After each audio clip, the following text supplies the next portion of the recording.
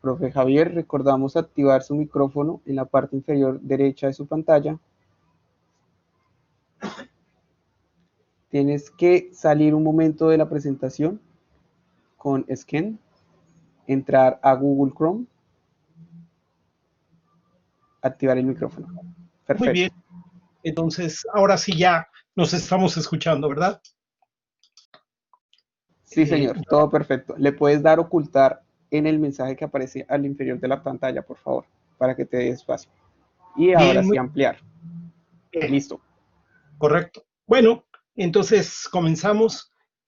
Primero agradezco al profesor Pedro su invitación a participar en este seminario y debo hacer la aclaración que lo que voy a presentar es el producto de un trabajo, un equipo con el que he venido trabajando a raíz de esta experiencia de paso de lo presencial a lo virtual, y está formada por la doctora Gabriela Buendía, por la doctora Rebeca Flores y por la licenciada Elizabeth Mariscal, que hemos trabajado esto. Y bueno, ya inventando. Bueno, ¿de qué se trata? Bueno, lo que voy a platicar son como los elementos que dan, es el sustento de un artículo en el que trabajamos después de habernos acercado a la voz de los profesores, y voy a explicar en qué sentido es que estoy hablando de la voz de los profesores. Y lo que voy a platicar es una trayectoria desde cuando se produjo este fenómeno multitudinario que orilló a miles de profesores a pasar, a dejar sus aulas para irse a otra naturaleza, a otras aulas, y las dificultades que eso generó y los elementos que se produjeron, los fenómenos o la fenomenología que acompañó a este proceso.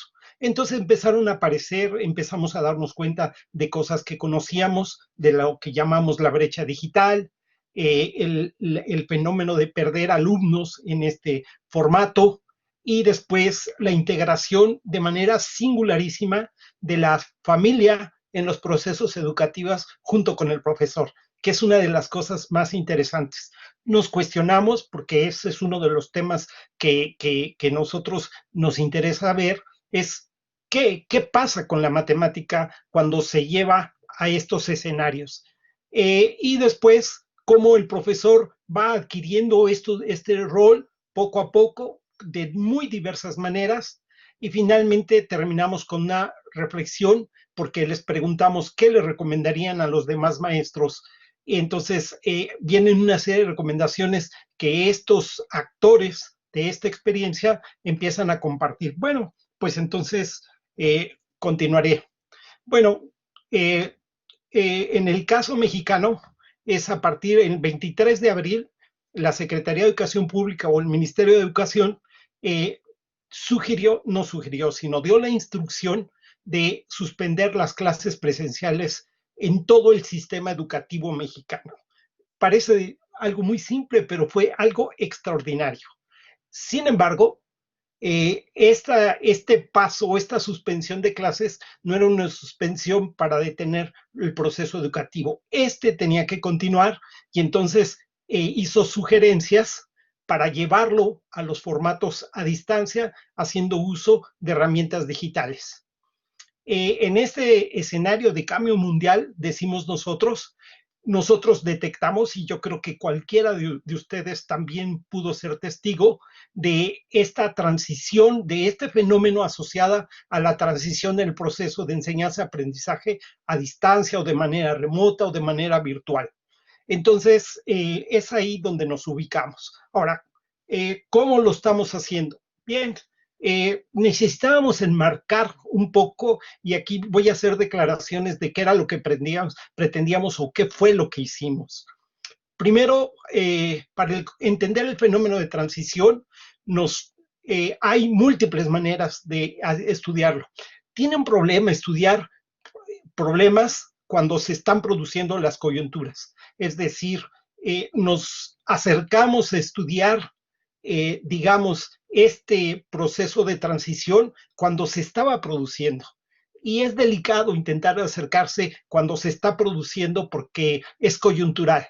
las cosas cambian a una velocidad impresionante, entonces corre uno el riesgo de estar malinterpretando las cosas. Bueno, entonces ante ese hecho, nosotros decidimos tomar como la expresión voz del profesor y tratamos de encuadrarla de alguna manera.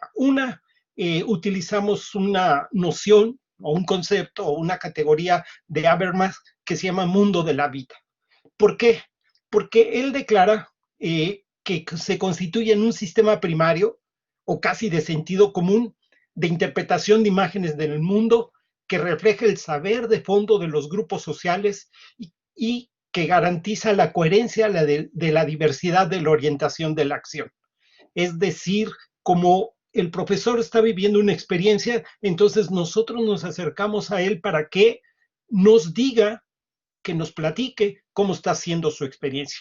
Luego tomamos una noción de Bakhtin, este gran teórico o filósofo de la alteridad o del dialogismo, y él nos declara: vivir significa participar en un diálogo, significa interrogar, oír, responder, estar de acuerdo, etc. El hombre participa en este diálogo todo y con toda su vida. El hombre se entrega todo a la palabra y esta palabra forma parte de la tela dialógica de la vida misma.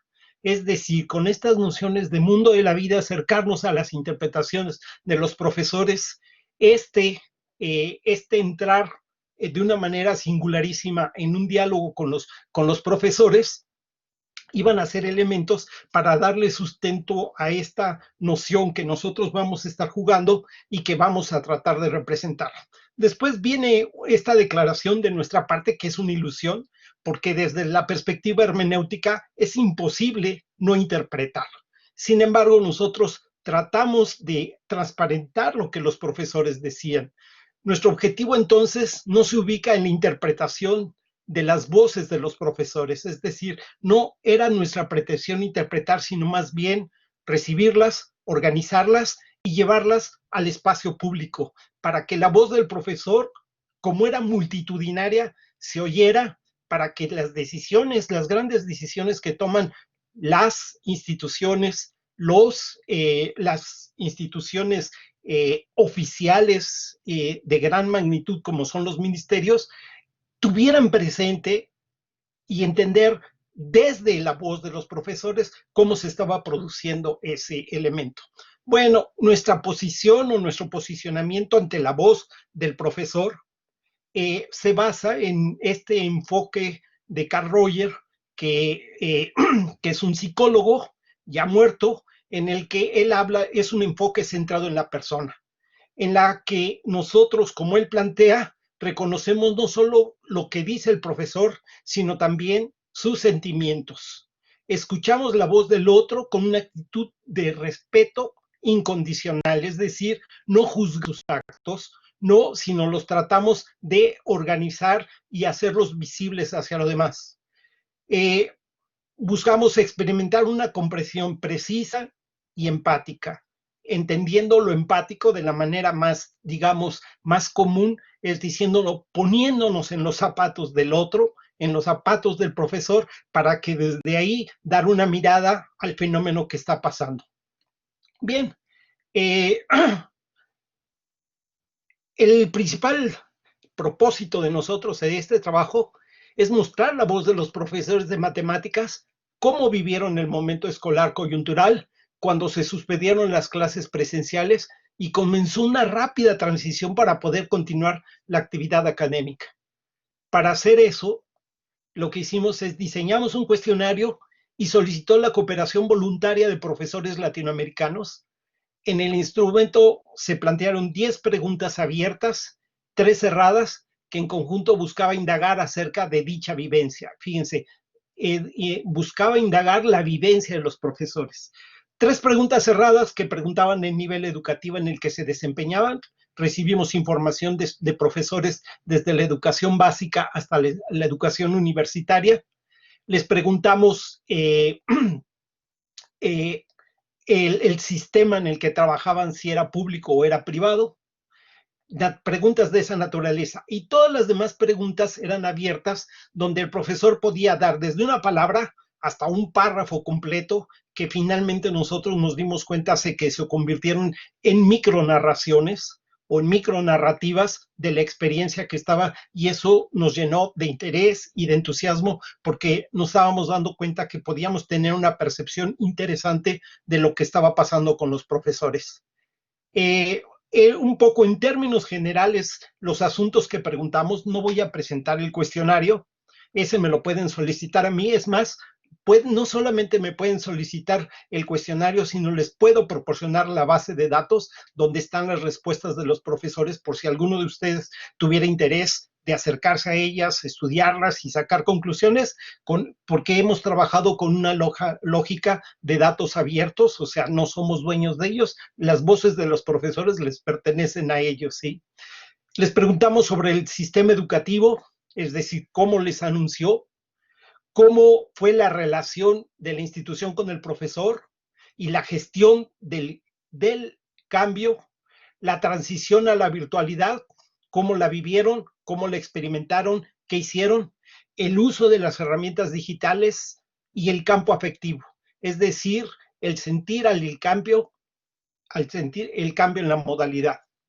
El cuestionario circuló libremente en un periodo de 2 semanas y recibimos 180. No aspirábamos a miles de respuestas porque hubiera sido muy difícil en poco tiempo tratarlas. Nada más de estas 100 nos generó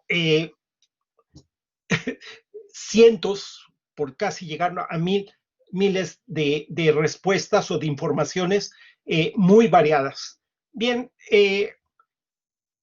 reconocemos que era un espacio heterogéneo y que este reconocimiento de heterogeneidad es una de las bases principales de ser un lugar. Queríamos que la voz de los profesores se fuera a un espacio abierto donde fuera escuchado y que todos fueran incluidos. Bueno, entonces, ¿qué pasa? Estos elementos tenemos aquí. Estoy mostrando en un gráfico una representación de un contraste entre el 2018 y el 2019 en México sobre el uso de estas herramientas digitales para participar, para estar en el Internet. Entonces, ahí se pueden ver cambios del 2018 al 2019. Los incrementos más fuertes o los que tienen mayor presencia es la telefonía, el uso de las computadoras o de las computadoras de escritorio o las televisiones conectadas de alguna manera al Internet. Entonces es muy variado. En un comunicado de la institución mexicana que se dedica a hacer sistemáticamente estar contando y estar analizando esas cosas, que se llama el INEGI, junto con la Secretaría de Comunicaciones y Transportes, nos dice que en el 2019 hay 80.6 millones de usuarios de Internet y hay 86.5 millones de usuarios de telefonía celular. Tómense en cuenta que México es un país que casi ya tiene 130 millones de habitantes. Estas encuestas se hacen tomando en cuenta a niños de los 6 años de edad hacia adelante, que son edades en que los niños ya están en edad escolar, ¿sí? Vean que la población rural de Internet, que usa Internet, es comparado con la población urbana mucho más baja. Bien, ¿qué instrumentos tenían los profesores para hacer las cosas? Celulares, computadoras portátiles, de escritorio, televisiones con servicio de cable y abierta, así como iPads, tablets. Se tornaron todas ellas los grandes instrumentos para vivir la experiencia educativa en los escenarios virtuales. Bueno, observen, no nada más es en México, había informaciones, este es el caso de una información de la División de Educación del BID, donde dice cómo estaban preparados los países para poder tener una vivencia educativa en formación remota. Y podemos ver, bueno, en el caso de México, realmente que es un país muy heterogéneo y hay diferentes desarrollos. Yo creo que pasa en la mayoría de los países. Es muy sorprendente lo que pasa en Uruguay, que casi lo marcaba como desarrollado en casi todos los aspectos que eran indispensables para toda esta actividad de educación a distancia. Eh, Vean que, por ejemplo, aquí lo que acaba de aparecer en pantalla es cómo las comunidades, cómo los directivos, las autoridades, el gobierno, los ministerios, informó a los profesores. Claro que sale en el diario oficial, pues cualquiera, pero no todos leemos el diario oficial. Entonces, esta información de suspensión sí llega a todos, pero lo que no queda muy claro es qué se va a hacer y cómo se va a hacer y con qué instrumentos. En algunos declaran que nadie dijo puntualmente, nada más se asumió. De hecho, es el día en que la dirección general de su institución no ha dado indicaciones al respecto. Eso estamos hablando de hace aproximadamente como 2 meses. Estoy seguro que eso evidentemente ya cambió. Eh, Fue una solicitud para apoyar a los estudiantes para que no se quedaran sin clases. Y aquí esto que estamos marcando, la respuesta del profesor, y eso casi lo dicen o lo declaran la mayoría de los profesores, fue más rápida que la gestión institucional. Es decir, los profesores luego empezaron a preguntarse cómo voy a hacer para acercarme a mis alumnos y entonces fue muy natural. Bueno, ya veremos lo que ellos empezaron a hacer.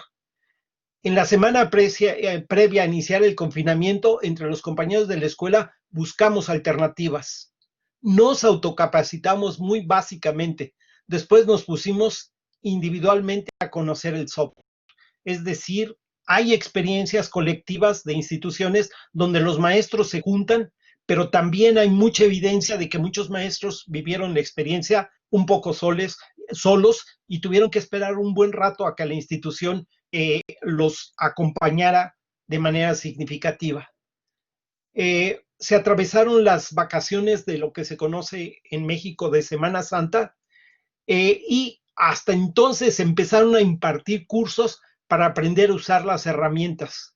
Sin embargo, el inicio de la contingencia previo a salir de vacaciones, sin que hubiera indicación oficial para ello, ya había empezado a dar clases online. Es decir, cómo, bueno, ya veremos qué hicieron algunos maestros. Sin embargo, por cuenta propia había propuesto el uso de plataformas como un medio para seguir desempeñando el papel docente. Eh, Busqué tutoriales y recibí asesorías por parte de amistades. Sí se me propuso, pero en mi caso la asesoría preferí buscarla, pues mis dudas eran precisas y no requería de un curso. Yo mismo he ido aprendiendo a lo largo de mi vida académica. Esas fueron actitudes o acciones de muchos profesores. Todo lo que va enmarcado en estos recuadros en puntitos son voces de los profesores. Apenas estoy recibiendo capacitación, pero estuve un poco más de un mes y medio solo. Fui adecuando día a día un trabajo continuo. Ya tenía manejando un grupo en WhatsApp, sin embargo, fue muy complicado la forma de dar retroalimentación y llevar registro de lo que se hacía. Investigó tutoriales, las respuestas han sido ajustándose rápidamente, intentar hacer lo mejor posible en vista del escenario imprevisto, no planificado, complejo y inestable. La pregunta era si el profesor lo vivió solo, con grupo, con la institución, y es muy variada la respuesta. Desde los profesores cuyas instituciones luego se presentaron a acompañarlos y a sugerirles, hasta los que tardó la institución en poder crear una buena estrategia, ayudar al profesor a que realizara su labor. Muchos declaran que no recibieron asesoría, pero los compañeros sí apoyaban. Entre compañeros y amigos de la escuela, esta es una respuesta bastante común. Cuesta mucho iniciar, luego promueve la autonomía. Bien, nos encontramos con un fenómeno, el fenómeno de la brecha digital, que es ha sido muy estudiado y tiene muchos sesgos y tiene muchos elementos, pero dicho de manera muy básica, la primera brecha digital, y aquí fíjense que escribimos brechas digitales en plural, es decir, ¿cuáles fueron las dos que nos declararon los profesores? La primera brecha, no tengo internet, no tengo computadora. Esa es una realidad de miles de personas y de muchos profesores. No tengo un buen ancho de banda o tengo un buen ancho de banda, tengo computadora y tengo celular. Es decir, es bien contrastante. Desde los que tienen equipo, no podía usar el equipo de las escuelas porque las escuelas se cerraron. Entonces todo el mundo tenía que hacer uso de los equipos que personalmente utiliza para su vida común y para su trabajo profesional. Dice, mis estudiantes no cuentan con los medios y el colegio no tiene lo mínimo para trabajar aplicaciones como, por ejemplo, GeoGebra. La segunda brecha digital que nosotros podemos, que nos declaran los profesores, radica en que, bueno, sí tengo conectividad, pero no tengo la costumbre ni tengo la formación para utilizar estas herramientas para procesos educativos y para realizar procesos educativos consistentes, organizados, bien planeados. Había muchos elementos que tuvieron que hacerse muy rápido. Por ejemplo, si hay quien nos dice que usaba, pero como un apoyo para las clases, no como el elemento base de los contenidos. Se me propuso tanto plataformas como cursos de capacitación, Moodle, Classroom, Zoom, pero en mi caso la asesoría preferí buscarla mediante videos en YouTube, pues mi duda era muy precisa si no requería de todo un curso. Eh, por ejemplo, quien nos dice que realizó una presentación en PowerPoint, le expongo a través del Meet, también hago uso de Paint and Windows para aclarar algunas dudas, Windows, que no se han programado en la presentación. Realizo un examen una vez a la semana a través de formularios de Classroom. Enviaba videos explicativos, luego conferencias semanales apoyados en trabajos de la plataforma. Mediante diapositivas. Es decir, vean ustedes cómo lo que nos dicen los profesores son, de alguna manera nos van reflejando que ellos es su iniciativa y únicamente usando aquellas cosas que tenían a su mano. No era nada fácil.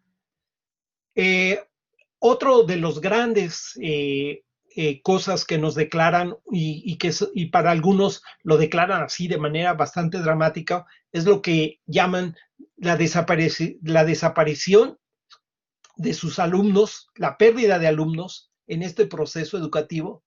Por ejemplo, nosotros nos podemos hacer preguntas a los expertos en educación a distancia, que sí los hay, y ahorita proliferan en el Internet, o sea, hay cientos de recomendaciones para utilizar desde las empresas, las editoriales y los expertos y los estudiosos.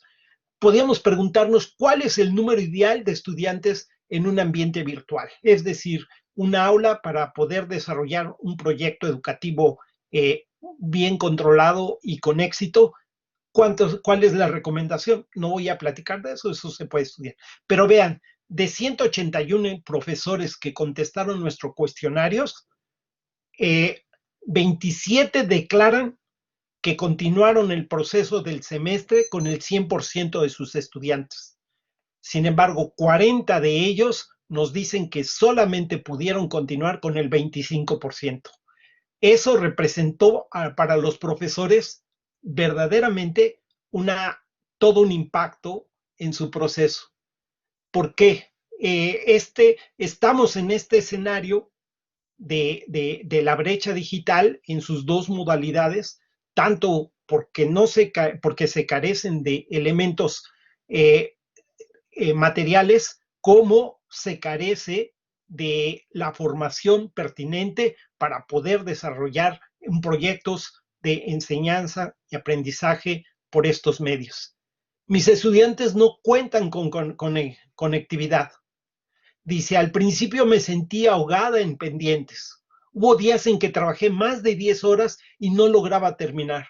Ahora ya sistematicé algunos procesos. Por ejemplo, creé mi correo con una carpeta para cada uno de mis 140 alumnos. Les asigné las reglas de que les asigné la regla de que directo se almacenen sus tareas en la carpeta, por lo que yo ya no veo los 300 correos por leer en mi bandeja de entrada. Y a eso habría que sumarle, se complica un poco en las clases online.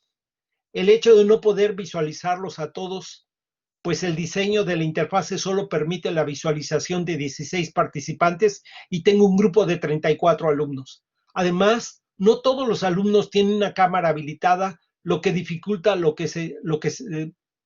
que los que no se visualizan participen activamente en esas sesiones. Bueno, la suma de esos resultados, los profesores lo expresan como dice, terrible. De por sí, de manera presencial es difícil detectar cuando no te entienden y hacerlo participar. Por línea, esto es mucho peor. No he podido llegar a todos y me parece algo frío y alejado el acercamiento con los estudiantes que estábamos acostumbrados. Experimentan frustración ya que no logré llegar ni a la mitad de mis estudiantes. Esto que expresan los profesores no lo expresan de manera simple. Realmente es muy en conjunto sus respuestas, uno puede detectar que lo problematizan muy en serio y no tienen respuestas rápidas para resolver ese asunto. Luego, el otro fenómeno es este ingreso de la familia. Empieza a jugar un papel fundamental la familia, dado que las clases llegan al interior de la casa, en todos los lugares, en la mesa donde se come, donde se platica, se convierte también a veces en un espacio para recibir clase. También los papás se tienen que incorporar, pero sin que lo sustituyan al profesor. Se vuelve complicado. Es decir, si el padre, por ejemplo, en la educación básica, va a asesorar al niño en actividades docentes, es muy difícil darle un rol al papá en tan corto tiempo y sin la planificación necesaria. Buscar otras estrategias utilizando como recurso a los padres de familia que sí tienen cómo comunicarse para llegar a los alumnos que no cuentan con el acceso a las actividades que se envían. Es decir, le mandas al compañerito o invitas al compañero. Bueno, vivían, o sea, la propuesta gubernamental era la de el aislamiento, la no convivencia en zonas de mantener lo que llaman técnicamente sana distancia. Por ejemplo, eviten saturar a los padres de familia, se hacen las recomendaciones, porque los padres, muchos, al tener 2 o 3 hijos en edad de estar, se vieron verdaderamente agobiados por esto, al mandar una cantidad desmedida de actividades solo por cumplir, porque estresan a los papás y podían generarse momentos de estrés con los niños. Yo incluso he marcado a varias mamás para que ellas también estén, porque ellas están estresadas, sin saber qué hacer. Ese pequeño detalle relaja a la familia, el entrar en contacto con los papás. Recomendaciones como que inviten a abandonar a sus alumnos y a sus padres de familia, estén en contacto con todos ellos. Estresante. Si no se dan a los padres el mensaje que no están sustituyendo a la escuela.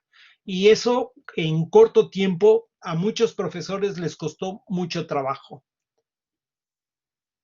Los padres son un recurso de comunicación con estudiantes, es decir, se vuelven en colaboradores del profesor. Esta parte de la fenomenología de esta transición resulta de verdaderamente muy interesante y yo creo que habrá que estudiarla con mucha atención y de manera muy controlada y de manera muy clara. Nueva comunicación con los padres. Se complican porque es directamente con los padres, por el medio de comunicación por el cual tengo contacto, hago uso de un lenguaje comprensivo para los padres. Mencionaré vivencias de esto. El alumno molesta a otro alumno o alumna vía MSN o chat en diferente a la clase. La mamá que le quiere estar haciendo una trenza al momento de estar en clase. El alumno que está acostado en su cama. El estudiante que toma la clase y va viajando. Problemas de reclamo de alumnos que no están en las clases virtuales. Las razones diversas con alumnos que sí están en clases. De impotencia por no poder hacer más por aquellos que no tienen acceso a Internet, o bien los padres dicen tener no tiempo para hacer las actividades. Bien, este fenómeno de incorporar a la familia o la integración de la familia por razones casi obligadas, no planeadas, porque no todas las instituciones tienen una buena estrategia de integración. Algunas sí declaran hacerlo, los maestros lo dicen de manera bastante convencida y además agradecida por el apoyo de los papás.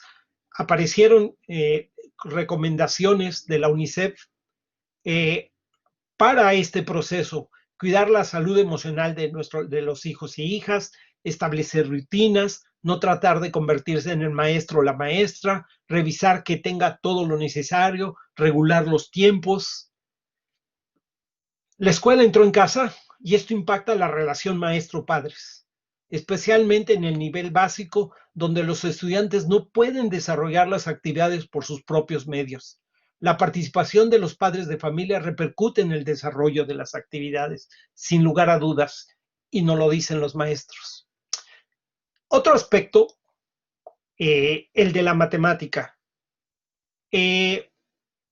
Teníamos interés y preguntamos cómo construyeron sus clases de matemáticas y, por ejemplo, sí notamos, puede ser por la naturaleza de las preguntas que hicimos, pero notamos por esto que ponemos en la primera párrafo, dice: las respuestas de los profesores denotan que la transición de la modalidad presencial a la educación a distancia no provoca en ellos conflicto disciplinar, es decir, no se problematiza la matemática que se enseña. Este cambio no complejiza el tratamiento del contenido matemático. Los profesores, donde lo detectan, es el poderlo comunicar por estos medios, que no es necesariamente entender la complejidad de las nociones, sino la imposibilidad de hacerlo como estaban acostumbrados a hacerlo. Por ejemplo, nos dicen que no se estaba preparado para este tipo de actividades por el simple hecho de ser clases presenciales, es lo que los estudiantes prefieren. Y la adaptación a la misma es complicada para ellos. Siento que no es provechoso, sobre todo para las clases de matemáticas en donde a los estudiantes se les presentan dudas y no todos tienen la facilidad para conectarse a una clase o cuentan con los recursos suficientes para llevar a cabo una clase virtual. Las disrupciones y complicaciones parecen radicar en la manera de plasmar los objetos matemáticos, aquello que yo escribía en el pizarrón, antes la pizarra, ahora en forma digital. Si no se tienen las herramientas o no se tiene, por decirlo de manera, la formación para hacerlo de las muy diversas maneras, no necesariamente igual a como se acostumbra a hacer en el aula. Por ejemplo, nos dice un profesor: mando la actividad por Classroom y luego cito a los alumnos a compartir dudas en el Google Meet, pero es muy difícil por el poco tiempo que da la aplicación y no poder usar un pizarrón. Es decir, hay una sensación de pérdida, de no contar con las herramientas que les resultan efectivas antes de que empezara esta singular situación en la que están atravesando. El proceso, en pocos casos, la alusión a la matemática es explícita. Se reconoce en expresiones tales como, es decir, el tratamiento de la matemática, nos dicen los profesores, que se hace a través de reducciones de manera considerable del material. Se programan o se diseñan problemas más concretos, más directos. Selección de temas que considere mayor relevancia. Elaboré teóricos comprimidos, adecué las tareas al formato digital, enlentecí los tiempos. Es decir, hay un ejercicio de los profesores por disminuir la complejidad que ellos, digamos, suelen tratar en clase porque sienten que el medio no les da para realizarlo. Las matemáticas a aprender se entienden como temas. El ejercicio docente fundamental es cómo lograr ahora la explicación. Por ejemplo, nos dice un profesor, y normalmente iba sincronizando la explicación con cápsulas de pantalla en los materiales elaborados y cuando necesitaba que realizaran un ejercicio me detenía para ello, para que ellos lo resolvieran. El detalle es cuando había dudas, ya que generar algún material y colocar en tiempo real esos medios es algo complicado. Cuando se plantea un ejercicio utilizo un pizarrón que tengo colgado en una de las paredes de mi casa, la cual es enfocado por una cámara y tripié. Tuve que elegir los temas más sencillos, buscar videos que los expliquen adecuadamente, diseñar ejercicios considerando que no estarían para la explicación. Bien, entonces vean cómo este asunto de la matemática, que es lo que nos ocupa a todos los investigadores y a los profesores de matemáticas, nos representa muchos cuestionamientos en este caso, en donde hay tanta heterogeneidad y están inmersos muchos profesores, no todos, en lo que hemos llamado la segunda brecha digital, que es, dice, bueno, ahí están los medios, pero ¿cómo los utilizo para ser efectivo? Algunas voces se refieren a la necesidad de plasmar el contenido matemático en formato digital y luego tener una estrategia para comunicar ese contenido. Dejan entrever cómo van más allá de sus nuevos diseños, cómo los videos insertan actividades generadoras de aprendizaje. Y vean que hay propuestas o acciones que se les ocurrieron a algunos maestros y fueron capaces de implementarlas, como esta de que hemos jugado al restaurante en casa, con tapas en lugar de monedas, el supermercado, cuántas mide cada miembro de la familia, con sus pies marcados en una hoja, con gráficas de los resultados, conteo de manzanas, etcétera, etcétera. Es decir, estar utilizando los recursos del hogar y los recursos de la casa para poder desarrollar sus actividades.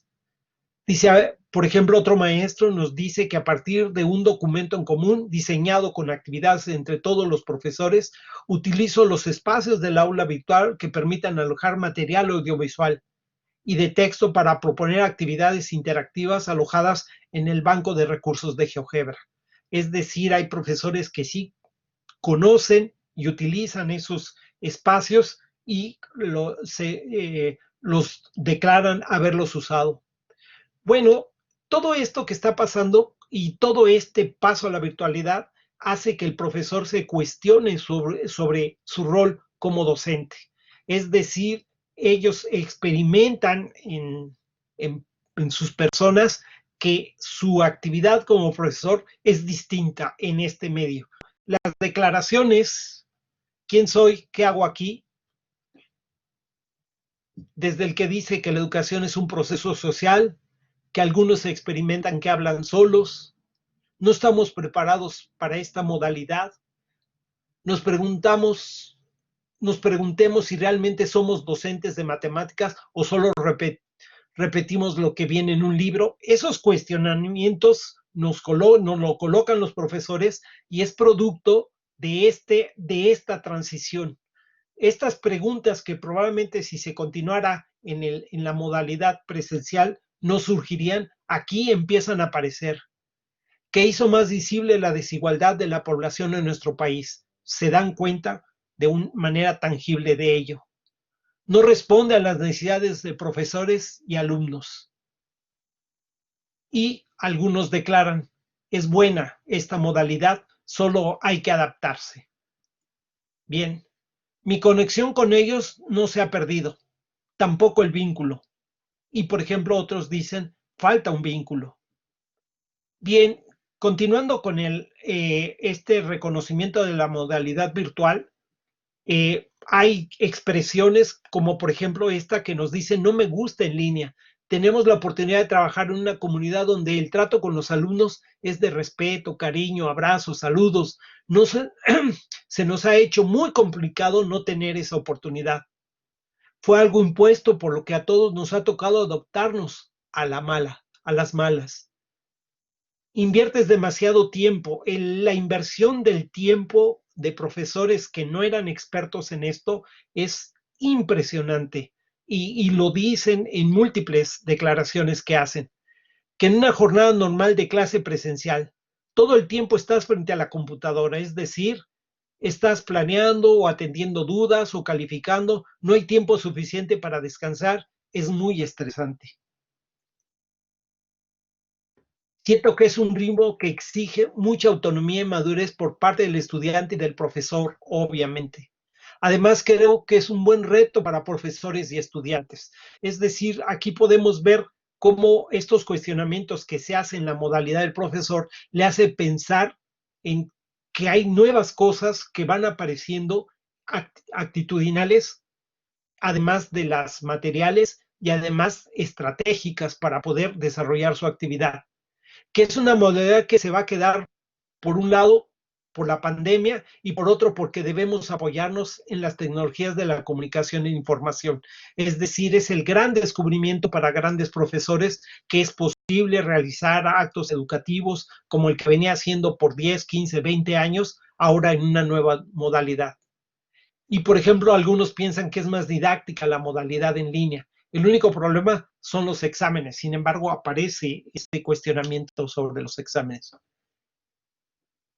El rol del docente. La grabación de exposiciones no creo que sea adecuada. Por ejemplo, en línea no todos los estudiantes participan y no existe un contacto directo para saber la reacción que estos tienen. Mando la actividad por Classroom y luego cito a los alumnos a compartir dudas por Google Meet. Pero es muy difícil y no poder usar un pizarrón. Pues que no solo manden videos y links, es muy importante transmitir en vivo para que se interactúe con los alumnos. Que los invite, que se, que se le invierte más tiempo porque, porque estoy empezando de cero en el diseño de materiales que en un futuro podré utilizar. Hacer trabajo en colegiado, ya que los alumnos se quejan de que los inundamos de actividades y cada profesor trabaja por su cuenta. Pues la disponibilidad del docente aumentó, ya que necesitamos estar presente día y noche y los 7 días de la semana. Bueno, estas son las expresiones respecto a esta interpretación del nuevo rol que tiene que jugar. Nadie tiene la seguridad si no está construyendo a partir de la experiencia que está teniendo. Trato de hacerlas lo más similar a las presenciales, es decir, es difícil salirse de ese esquema de golpe, por lo tanto, aquí esta declaración de que trata de ser lo más similar.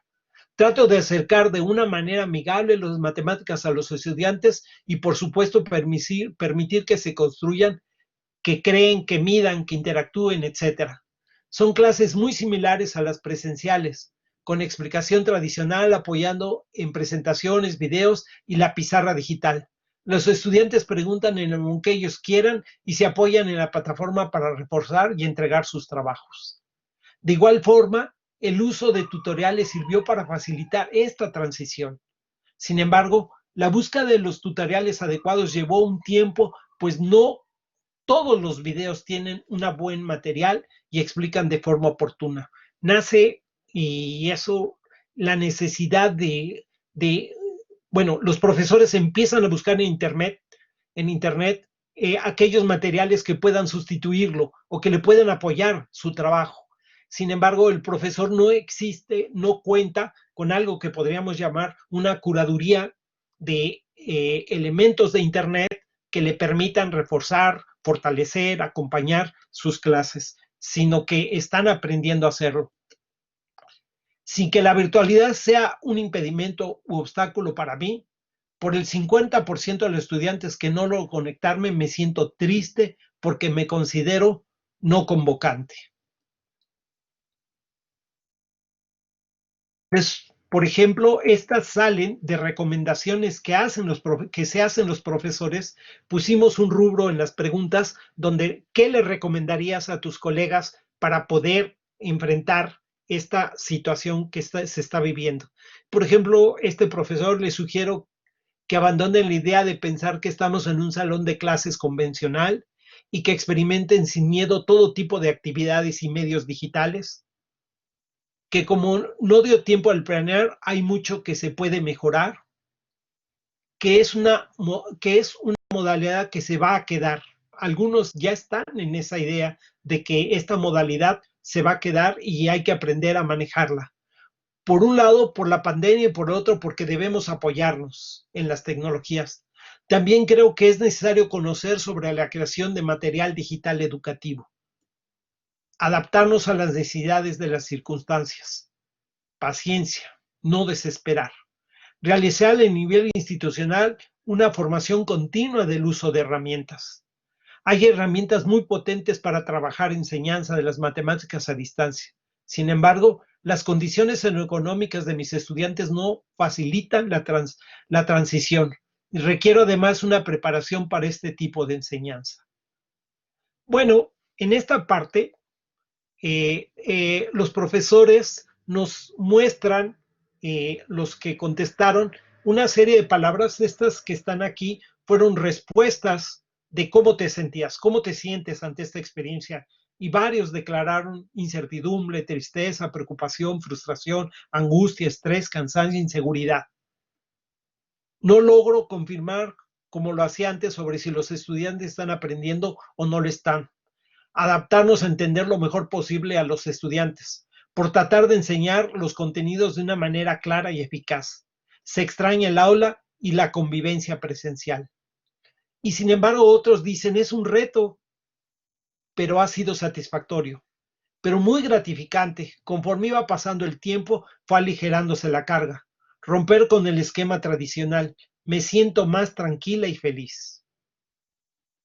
Bien, estas son recomendaciones que hacen los profesores a los propios profesores. Hacer trabajo colegiado, hacer horarios de trabajo, paciencia, adaptarse, compartir estrategias, estar preparado para abordar una enseñanza mixta, experimentar, tomar capacitación, aprovechar los medios que la tecnología ofrece. Es decir, también hay una visión muy positiva y muy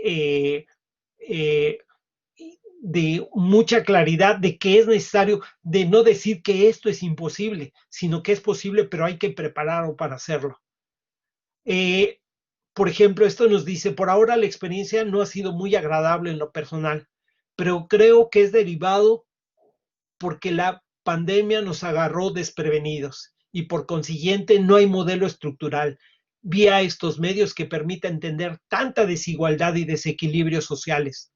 Además, no hay todavía una cultura del uso responsable de los medios por parte de los adolescentes, que generan ciertas situaciones conductuales que son poco controlables por parte del docente.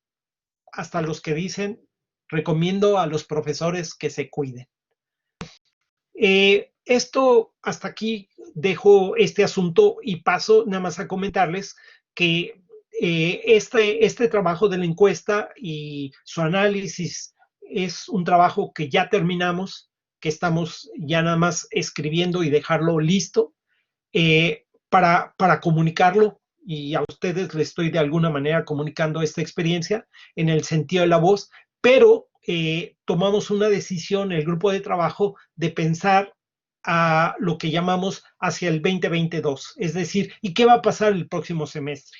Y entonces abrimos mesas para que los profesores se expresen públicamente qué están haciendo, cómo lo van a hacer, cuál es la planificación.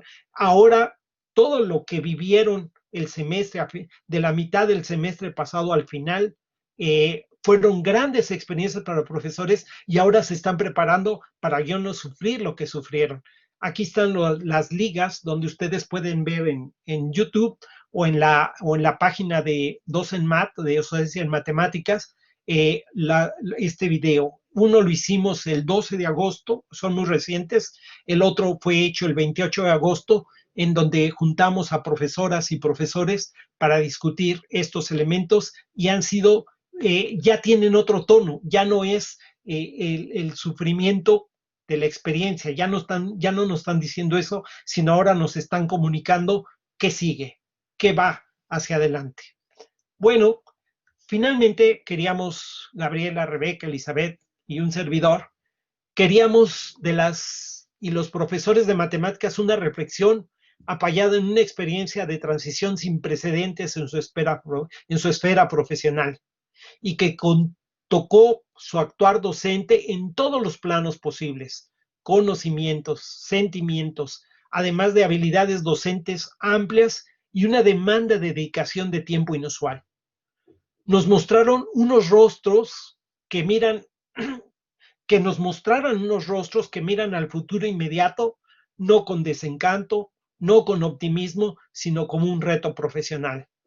Este trabajo que hemos venido desarrollando no es otra cosa más que, además del interés científico de entender lo que pasa para poder aprender de ello, es un homenaje a todos esos profesores que han sido los protagonistas, sin lugar a dudas, de esta experiencia de transición. Bueno, pues muchas gracias. Aquí la bibliografía que hemos estado utilizando para darle contexto a lo que estamos haciendo y pues este es nuestro contacto. Ahí estamos para servirles. Es todo lo que tenía que comentarles. Gracias. Muchísimas gracias a usted, profesor Javier. En este momento iniciamos la sesión de preguntas, cuya duración será de máximo 20 minutos. Para ello, utilizaremos el espacio de chat que se encuentra en la parte inferior derecha de sus pantallas. Los invitamos a registrar allí sus preguntas o comentarios dirigidas a nuestro conferencista.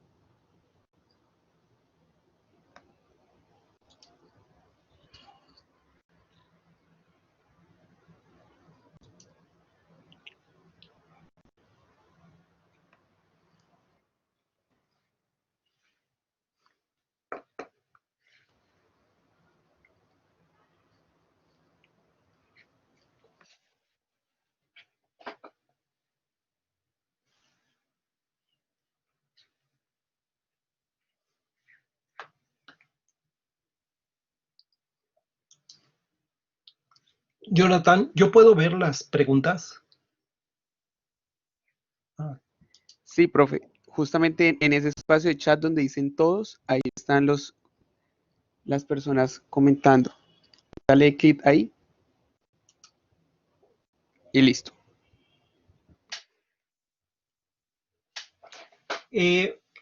Bueno, a Pedro Antonio Pérez le digo, escríbame mi correo, yo te mando la base de datos sin ningún problema, ¿sí? Nada más escríbeme, por favor.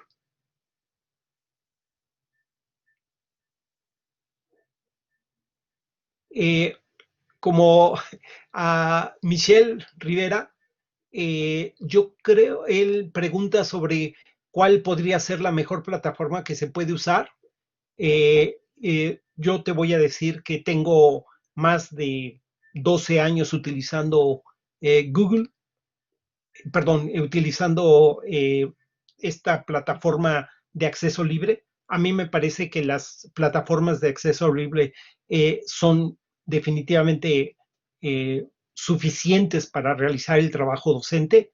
Yo tengo 20 años trabajando un posgrado en línea y hemos ido cambiando de plataformas, desde algunas privadas hasta estas que son libres y de código abierto.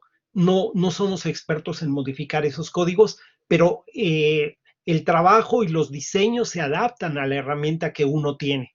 Entonces, difícilmente Moodle es la que es de manera general conocida y utilizada casi en todo el mundo. Entonces, yo recomendaría esa, pero es la que conozco, pero no dudo de que haya, tengo idea de que esta herramienta está en marco del Blackboard, pero el Blackboard es extraordinario, pero tengo idea de que tiene costo, pero para los profesores pueden utilizar, la mejor herramienta es como el mejor deportivo, o el mejor transporte, el que tienes. Y entonces hay que adaptarse y utilizarlo con fuerza. Sí, aquí Daniela me dice que Moodle, y efectivamente Moodle para nosotros, así hemos vivido en él, yo creo que ya tiene casi 14 años con Moodle y es suficiente. Ahora, debo aclarar que siempre lo he utilizado en el contexto del posgrado y el contexto del posgrado es muy distinto al contexto de la educación básica de la secundaria en los países o en el ambiente universitario. Ahora, las universidades sí tienen casi siempre más herramientas que hacer.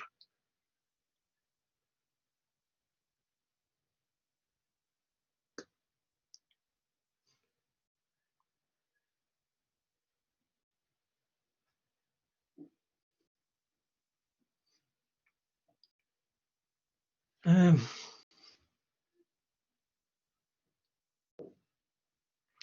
Aquí nos comentan del Google Classroom y de G Suite de Google, bastante potente y se pertenece a una institución, incluso se puede licenciar gratuita en Google for Education. Sí, yo soy sincero, no los utilizo, pero sé que hay herramientas sumamente importantes y yo creo que, miren, ahí apareció Revenue Correo, o sea, para el que quiera la base de datos de verdad, con toda confianza y tenga la seguridad que se las envío de inmediato. Entre más gente conozca la voz de estos profesores, es extraordinario, mejor.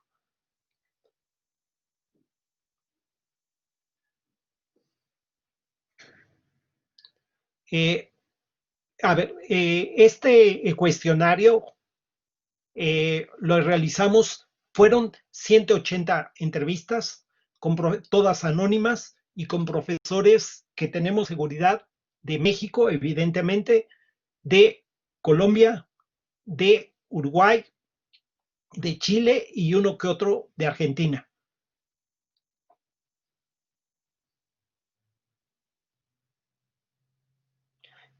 A Anel Rojas, te pido que me escribas a mi correo. Me va a costar trabajo que yo saque de aquí tu correo. Mejor escríbeme. Ya lo puso la doctora Rebe, que es una de las colaboradoras del proyecto. Entonces ahí búscalo y escríbeme y te contesto inmediato. Sí, Marisol pregunta si los docentes encuestados si fueron profesores de matemáticas. Eh, bueno, eso fue lo que hicimos. La red que utilizamos para difundirlo es una red que se llama DocenMat y está diseñada para profesores de matemáticas, pero también utilicé la red de colegas en Latinoamérica, que es muy grande porque nuestro posgrado es un posgrado que le da servicio a toda Latinoamérica. Entonces, por eso fue muy fácil decirle a nuestros alumnos, a nuestros colaboradores, que difundieran el cuestionario y lo respondieron todos los que quisieron, ¿sí?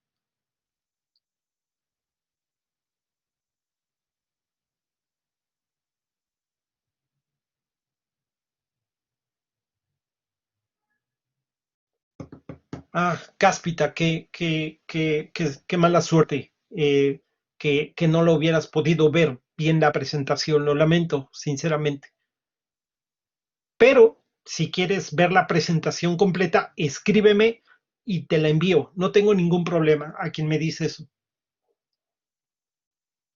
Y los que me están pidiendo la información con confianza, escríbame. Yo espero, y si me dan sus correos, esperemos que el artículo que escribimos mis compañeras y yo pronto sea publicado y en cuanto lo tengamos, les damos el sitio donde ustedes lo puedan obtener, porque ahí está más integrada la información y con la ventaja de que no es a través de mi presentación, sino que la pueden leer ustedes. Me preguntan qué aprendí de este proyecto. Pues aprendí el gran espíritu del profesor. Yo sigo pensando que el protagonista de esta experiencia, que fue multitudinaria, es un fenómeno, fue el profesor. Sí, podemos tener ejemplo de algún profesor que dijo, trivializó, pero no, de verdad los vimos a los profesores pegados a las pantallas de computadora y un poquito preocupados, desanimados porque no les salía. Hemos comentado entre nosotros que vemos, sentimos una sensación como de exilio, que los profesores al pasar a este formato miran de reojo sistemáticamente aquel espacio presencial donde los chamacos dando lata, ruidosos o atentos o activos, estaban con el profesor. El profesor experimenta una gran pérdida y muchos de ellos lo ven con nostalgia y algunos piensan en el momento de regresar a eso. Sin embargo, muchos profesores están muy claros de que este es un nuevo camino y que hay que recorrerlo. Son puntos de vista, sin lugar a dudas. Eso aprendimos de los profesores, como siempre. Me preguntan si fueron docentes, fueron profesores de primaria, de educación básica, de la secundaria bachillerato, porque en algunos países la secundaria son niños de los 12 años hasta los 18, y universitarios, fueron profesores. Aquí hay testimonios de profesores de todos los niveles educativos.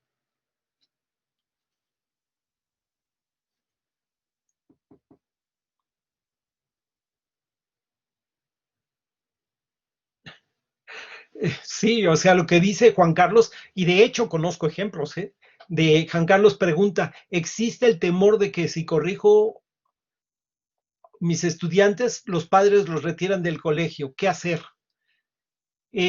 Pues padres, alumnos y maestros tenemos que aprender a convivir.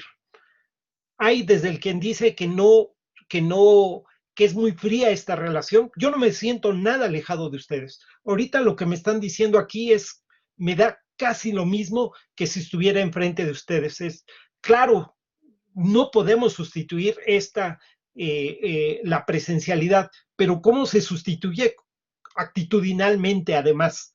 Es decir, ser lo que se es con toda claridad, con toda sencillez, con interés profesionalmente. Nosotros creemos mucho en la gran respuesta profesional de los profesores. Eh, Lucía Palacio, de nuevo, escríbeme y recibirás. Nada más sean pacientes conmigo, porque si son muchos, se va a llevar su tiempito, pero no, no hay ningún problema. Les voy a resolver.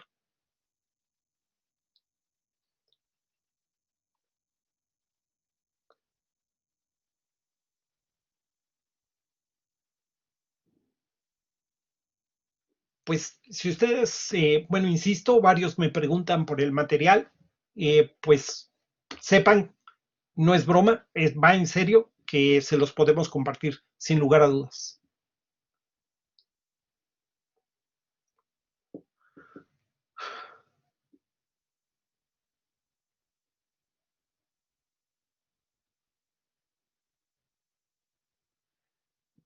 Jonathan, una pregunta. ¿Puedo conservar el chat?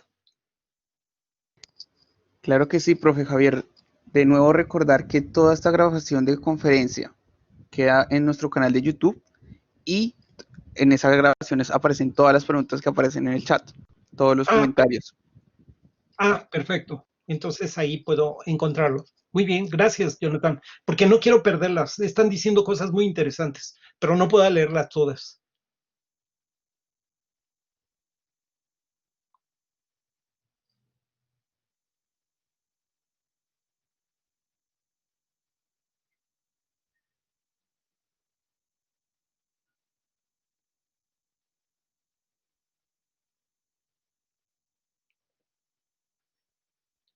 Lucian me dice, creo que será posible que estemos preparados para la nueva plataforma educativa y los cambios que vienen del sistema.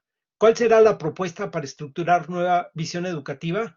Que, bueno, es claro que ir a buscar los escenarios los trabajos de los expertos, pero híjole, a mí me cuesta trabajo porque ahorita hemos visto en internet a muchos expertos en estas áreas, pero no he escuchado a los profesores. Es nuestro gran cuestionamiento. Hablan los profesores, no dicen sus necesidades, no expresan, ni discuten, ni abren espacios. A mí me gustaría abrir más mesas como las dos que hemos hecho del 2022, con muchos de ustedes para que platiquen qué van a hacer, cómo lo hacen, qué están aprendiendo, qué necesitan, presionar a las instituciones y a los ministerios, porque esto pareciera que fue una contingencia que va a pasar y regresaremos a lo mismo. Eh, yo creo que no vamos a poder regresar totalmente a lo mismo, aunque regresemos a las aulas. Ya los profesores ya descubrieron nuevas herramientas, nuevas maneras de accionar y es muy difícil que demos un paso atrás.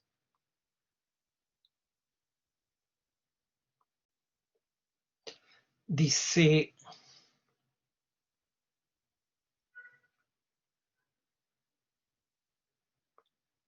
ya.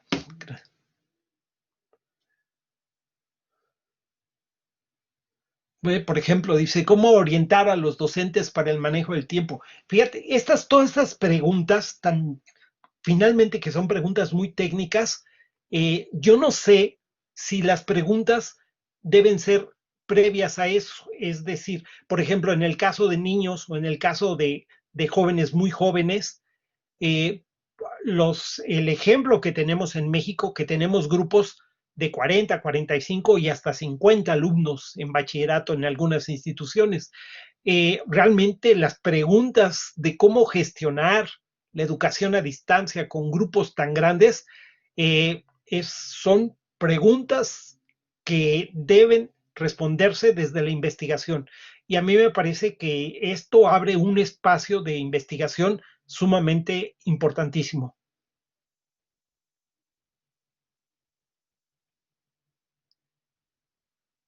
Me preguntan si estamos transmitiendo desde la Ciudad de México. Sí, desde el mero corazón de la Ciudad de México.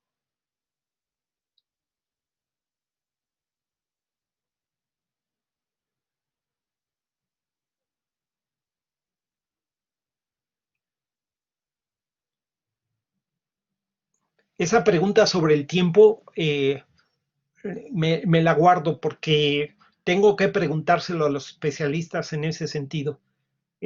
Ahora que me he acercado mucho al internet para ver, siempre termino viendo y me quedo muy triste porque no encuentro soluciones a lo que necesitamos. Y pues sobre todo si somos profesores de matemáticas. La matemática ha construido, o alrededor de la matemática se han construido herramientas prodigiosas, digitales. Eh, Hay mucho material en Internet al respecto.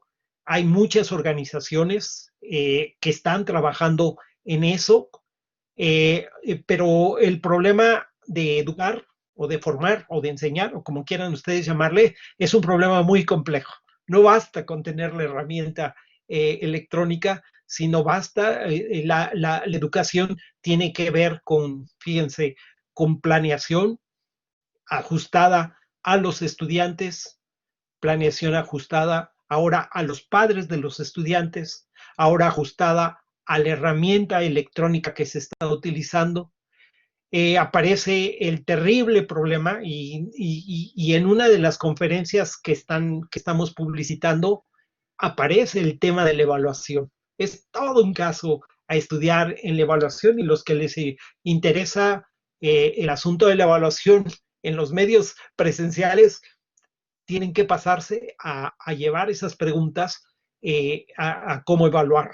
Eh, por ejemplo, yo tengo 20 años en un posgrado en línea, 100% en línea, pero en posgrado y les puedo decir que nosotros no hacemos ningún tipo de examen. ¿Y qué creen? A pesar de que no hacemos ningún tipo de examen, nosotros vamos evaluando a los estudiantes a través de sus producciones. Ahí nos vamos dando cuenta de cómo van evolucionando o cómo están detenidos o no han podido incorporar las cosas que nosotros esperábamos que ellos tuvieran. Entonces, es todo un tema y seguramente seguirá siendo más y más tema importante, ¿sí? Aquí Juan Carlos me dice que no debemos olvidar las poblaciones indígenas. Estoy completamente de acuerdo y te estoy hablando de un país que tiene un sector indígena importantísimo. Si ya de por sí estamos en deuda con ellos, porque no hemos podido construir, a mí me parece, pero puedo estar hablando desde la ignorancia, un currículum que se ajuste, a pesar de que México sí tiene una larga tradición de, de pensar esta cultura indígena, una fuertísima tradición. En matemáticas conozco poco esos trabajos, o sea, muy realistas, muy entregados para incorporar el saber matemático en las regiones donde las lenguas son distintas al español, y además los especialistas en hacerlo no son múltiples, no hay tantos, ¿sí? Hay carencia. En México, yo creo que casi todos nuestros países de América Latina, que somos tan mixtos, tan de poblaciones tan variadas, tan heterogéneas, nos ha faltado, nos faltan especialistas en todo y sobre todo en esas cosas.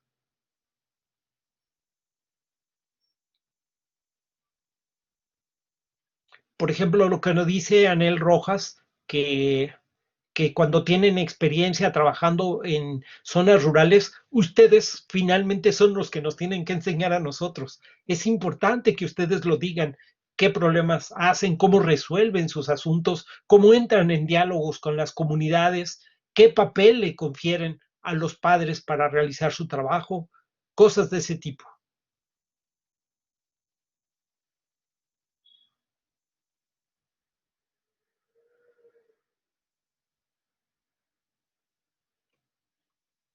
Lucía, no entiendo muy bien lo que dices. En mi comunidad piden una matemática.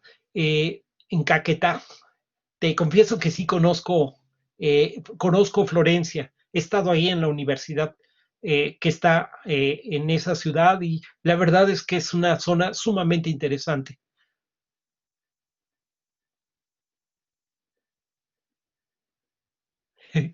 Juan Carlos me pregunta sobre la evaluación. Ah, está muy bien eso, sí. Eh, Es que depende lo que entendamos. Ahorita estoy muy encandilado con una estudiante que está haciendo, que acaba de terminar una tesis sobre evaluación, sobre creencias, sobre evaluación de los profesores de matemáticas. Y la verdad es que ella me ha metido en cada cuestionamiento. Entonces sí tiene distinciones muy claras entre evaluar y evaluación o calificación, o sea, todos esos términos que son muy pesadas en las escuelas.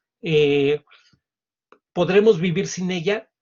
Eh, no sé, es tema a discutir. Ahorita está presente y formas de evaluación o formas de evaluar muy tristes, o sea, poco representativas de lo que es capaz de hacer un joven.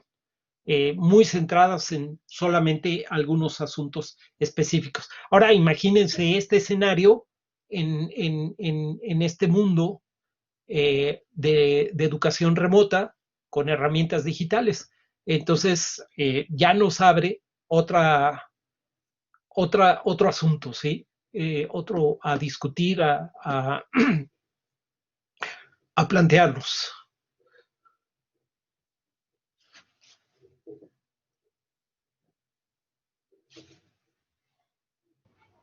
Listo, profesor Javier. Hemos concluido nuestros 20 minutos de preguntas y comentarios. Uh De -huh. nuevo, agradecemos a todos los colegas